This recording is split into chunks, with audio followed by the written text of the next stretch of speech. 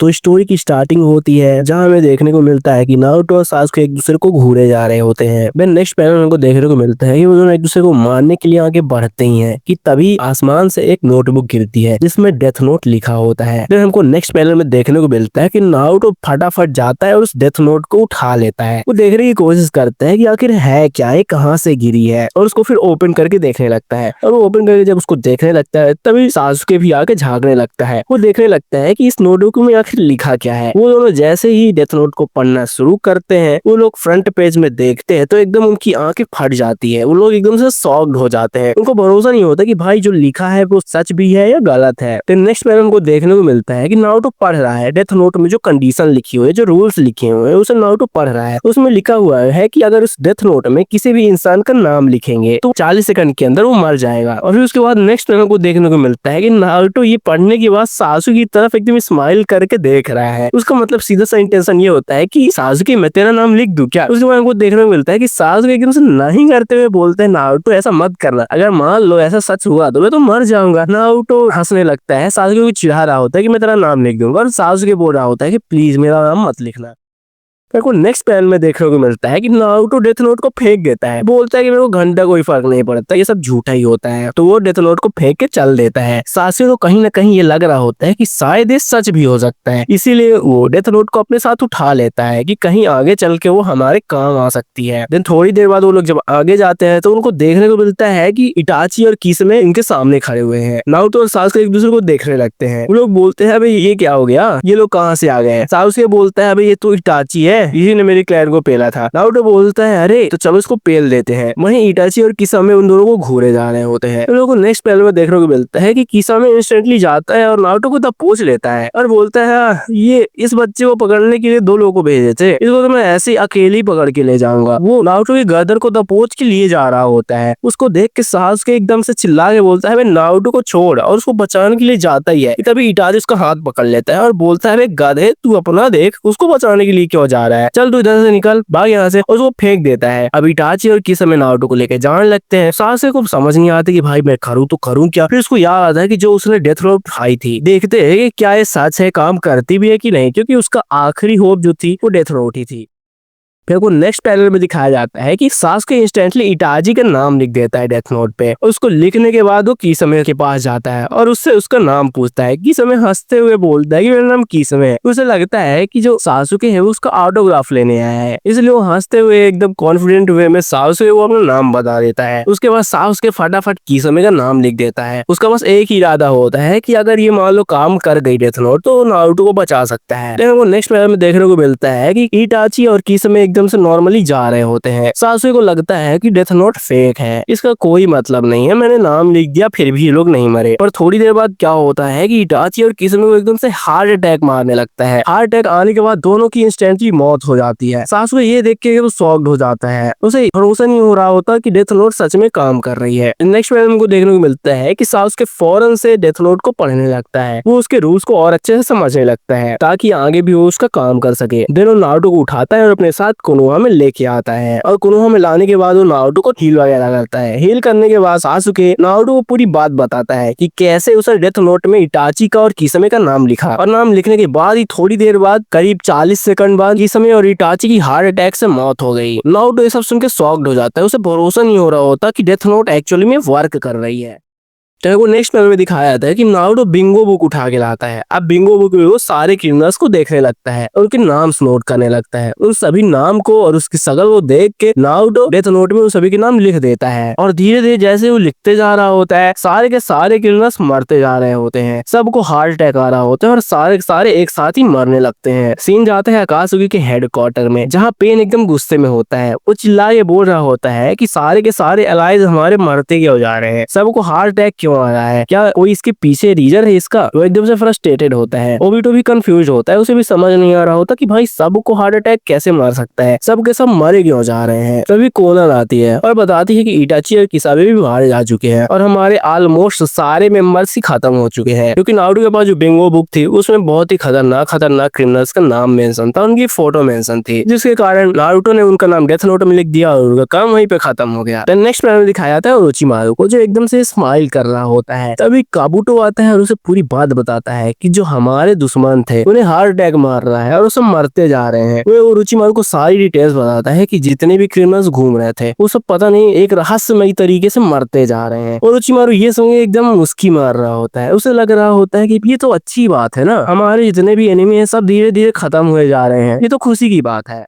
Next में हमको दिखाया जाता है कोनोहा में लोग बातें कर रहे हैं कि जितने भी क्रिमिनल थे वो सब मारे जा रहे हैं, ये किसी गॉड का ही काम है क्योंकि वही पनिश कर रहे हैं सारे क्रिमिनल्स को। हमें बुलेटिन बोर्ड भी दिखाया जाता है जहाँ क्रिमिनल्स की रिपोर्ट लिखी होती है और वहाँ पे क्रॉस सिंबल बने होते हैं जो सीधा से यही बता रहा है सारे क्रिमिनल्स खत्म हो चुके हैं। नारुतो और सासुके जिसका भी नाम डेथ नोट में लिखते जा रहे थे उन सभी को हार्ट अटैक मारता जा रहा था और वो सभी लोग मरते जा रहे थे। फिर नेक्स्ट में उनको दिखाया जाता है नारुतो और सासुके एक रूम में अकेले बैठे हुए हैं, लालटेन जल रही है और वो दोनों सोच रहे हैं, कुछ यही सोच रहे होंगे कि अब किसका नाम लिखें। वो दोनों लगातार नाम पे नाम लिखते जा रहे होते हैं डेथ नोट पे। उनका सिर्फ यही गोल होता है कि जितना जल्दी हो सके वो लोग शिनोबी वर्ल्ड से सारे क्रिमिनल्स को खत्म कर दें। वो लोग जैसे ही किसी भी क्रिमिनल का नाम लिखते थे उस क्रिमिनल को डायरेक्ट हार्ट अटैक मार देता था और वही ऑन द स्पॉट उसकी डेथ हो जाती थी। देन नेक्स्ट में दिखाया जाता है नारुतो और सासुके अपने घर से बाहर निकलते हैं ये चेक करने के लिए कि लोग कैसा महसूस कर रहे हैं। वो लोग जैसे ही विलेज में पहुंचते हैं वो लोग देखते हैं कि बहुत से लोग एकदम खुश होते हैं कि क्रिमिनल्स खत्म हुए जा रहे हैं और वहीं बहुत से लोग दुखी होते हैं कि कहीं ये उनके साथ ना हो जाए। उन्हें ऐसा लगता होता है कि जो क्रिमिनल्स के साथ हो रहा है क्या पता कहीं उनके साथ ना हो जाए, इसीलिए वो डरे होते हैं। और कुछ लोग खुश होते हैं कि क्रिमिनल्स खत्म हुए जा रहे हैं। नारुतो ये देख के खुश होता है, स्माइल करता है। वही सासुके भी थोड़ा सीरियस मोड में दिखता है। देन कुछ दिनों बाद नारुतो और सासुके काकाशी से मिलते हैं। काकाशी बोलता है नारुतो और सासुके को तुम लोग इस समय दिखाई नहीं देते, कहाँ रहते हो। देन नारुतो और सासुके काकाशी को बताते हैं कि उन्हें एक ऐसी नोटबुक मिली है जिसमें वो किसी का नाम लिख देंगे उसे सोच के, तो उसकी वहीं पे मौत हो जाएगी, ऑन द स्पॉट उसे हार्ट अटैक मार देगा। काकाशी बोलते हैं अबे ये क्या बात कर रहे हो, ऐसा कुछ मुमकिन ही नहीं है। नारुतो और सासुके समझाते हैं कि भाई ऐसा मुमकिन है और इसी का यूज करके उसने इटाची की समय जैसे खतरनाक विलन्स को पेल दिया। काकाशी डेथ नोट को उठाता है और ध्यान से पढ़ने लगता है, उसके सारे रूल्स को देखने लगता है और वो सारे नाम भी पढ़ने लगता है जिसका जिसका नारुतो और सासुके ने नाम लिखा था। उसको सब समझ में आने लगता है कि जो भी क्रिमिनल्स हार्ट अटैक से मारे हैं उनके पीछे और कोई नहीं नारुतो और सासुके ही है। फिर नेक्स्ट में को दिखाया जाता है काकाशी डेथ नोट के फ्रंट पेज को खोलता है जिसमें कुछ रूल्स लिखे होते हैं। वो उसे ध्यान से पढ़ता है और समझने की कोशिश करता है। फिर तभी सासुके बोलता है कि हमें इस चीज को सीक्रेट रखना होगा। काकाशी भी सोचता है कि हाँ हमें इसे सीक्रेट रखना ही होगा क्योंकि अगर किसी गलत आदमी को इसके बारे में पता चल गया तो डेथ नोट को हासिल करने के लिए कुछ भी कर देगा और अगर उसके हाथ में डेथ नोट लग गई तो वो इनोसेंट लोगों को भी मार सकता है। काकाशी भी सोचता है कि ये है तो बड़ी खतरनाक चीज, अगर किसी गलत आदमी के पास पहुंच गई तो पूरी दुनिया खत्म हो सकती है। देन कुछ दिनों के बाद पेन कोनोहा पे अटैक कर देता है। उसका गुस्सा एकदम पीक पे पहुंच जाता है। उसे समझ नहीं आता कि धीरे धीरे उसके जो अलाई हैं, जो उसके दोस्त हैं, वो मरते कैसे जा रहे होते हैं। और उसका सबसे पहला शक कोनोहा पे जाता है। कोनोहा पे इसलिए जाता है क्योंकि इटाची और किसमे जब कोनोहा आए थे तभी उनकी जान गई थी हार्ट अटैक से। इसीलिए पेन का सीधा सा शक कोनोहा पे होता है कि कोनोहा में ही कोई ऐसा आदमी है जो ये सब काम कर रहा है, जिसकी वजह से उसके अलाइज जो फ्रेंड्स हैं, उसके जो ग्रुप मेंबर्स है वो मारे जा रहे हैं। वो डायरेक्ट आता है कोनोहा पे से तोड़ फोड़ मचा देता है, चारों तरफ एकदम डिस्ट्रक्शन मचा देता है। आग और धुआं से पूरा गांव भर जाता है, सारे लोग इधर उधर भाग रहे होते हैं। तभी वहाँ नारुतो और सासुके एकदम कूल वे पहुंच जाते हैं और पेड़ के सामने खड़े होकर बोलते हैं हमें इसे रोकना ही होगा चाहे जो हो जाए।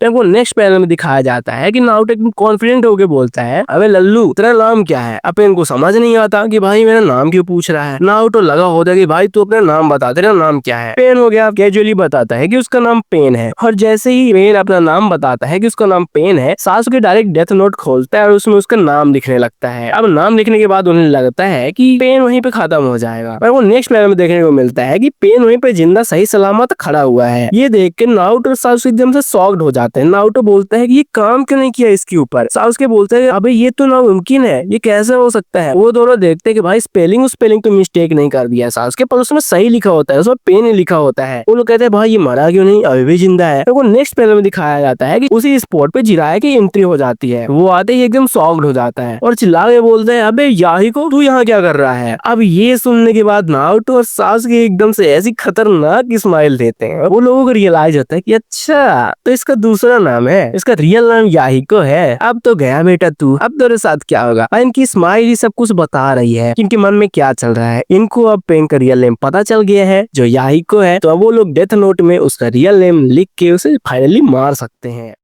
देन नेक्स्ट पैनल में दिखाया जाता है कि सासुके डेथ नोट में याहिको का नाम लिख देता है और नारुतो हंसते हुए बोलता है तो अच्छे इसका रियल नेम याहिको है, पर अब हो गया कोई फर्क नहीं पड़ता इससे, अब तो ये मरा ही है मान लो। वो लोग थोड़ी देर देखते हैं पर पेन स्टिल जिंदा खड़ा होता है। पेन जिंदा इसलिए खड़ा होता है क्योंकि वो ऑलरेडी मर चुका है और उसने नागटो कंट्रोल किए हुए है। नारुतो सासुके ये बात जानते ही नहीं है। पेन बताता है कि मैं ऑलरेडी मर चुका हूँ और मुझे कंट्रोल नागटो कर रहा है, तो तुम कुछ भी करो तो तुम मुझे ऐसे मार नहीं सकते। नेक्स्ट पैनल में दिखाया जाता है कि पेन का माथा एकदम से सटक जाता है, वो नारुतो और सासुके को दौड़ा दौड़ा के मारने लगता है। सीन में दिखाया जा रहा है कि एकदम पेन कैसे गुस्से में आ गया है और नारुतो भागते भागते ऐसे डर के भाग रहा है जैसे पेन उसकी मार लेगा। तभी उनके बीच में जिराया सैंसेई कूद के आ जाते हैं और पेन से फाइट करने लगते हैं। उनकी फाइट एक खतरनाक मोड पे आ जाती है। वो दोनों ही फुल पोटेंशियल में आगे एक दूसरे से फाइट करने लगते हैं। जिराया और पेन एक दूसरे के आमने सामने खड़े होते हैं और दोनों खतरनाक फाइट कर रहे होते हैं।